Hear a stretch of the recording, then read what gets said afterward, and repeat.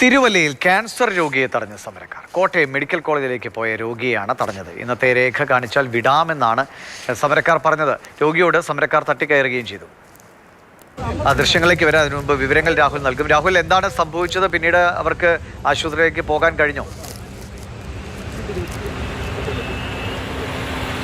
പിന്നീട് പോകാൻ കഴിഞ്ഞുവെങ്കിൽ പോലും ഒരു വൈകൽ ഉണ്ടായി എന്നുള്ളത് തന്നെയാണ്. കാരണം അവർ ആദ്യഘട്ടത്തിൽ എത്തിയപ്പോൾ തന്നെ പറഞ്ഞു ക്യാൻസർ ചികിത്സയ്ക്ക് പോവുകയാണ്, കോട്ടയം മെഡിക്കൽ കോളേജിലേക്കാണ് പോകുന്നതെന്ന് പറഞ്ഞപ്പോൾ ആ രേഖ കാണിക്കാനുള്ള കാര്യമാണ് സമരക്കാർ ആവശ്യപ്പെട്ടത്.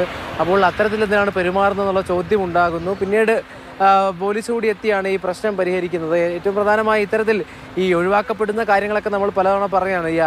ഈ അവശ്യ സർവീസുകൾ പോലെ തന്നെ ഈ മരുന്നും ഈ ചികിത്സയുമായി ബന്ധപ്പെട്ട് പോകുന്നവരെയൊക്കെ ഒഴിവാക്കുന്നു എന്ന് പറയുമ്പോഴും ഇത്തരത്തിൽ സമരമുഖത്തേക്ക് ഇറങ്ങുമ്പോൾ, പ്രതിഷേധവുമായി ഇറങ്ങുമ്പോൾ ഇത്തരത്തിൽ തടയുന്ന ഒരു കാഴ്ചയാണ് ഇപ്പോൾ തിരുവല്ലയിൽ കണ്ട. തിരുവല്ലയിൽ വാഹനങ്ങൾ തടയുന്ന രീതിയിലേക്കും പ്രതിഷേധം പോയിട്ടുണ്ടായിരുന്നു. എന്തായാലും ഈ പറയുന്ന ക്യാൻസർ ബാധിതയായിരുന്നു. ക്യാൻസർ ബാധിതയ്ക്ക് പോകാൻ കഴിഞ്ഞു എന്നുള്ളത് തന്നെയാണ് ഏറ്റവും ഒടുവിലുണ്ടായത്.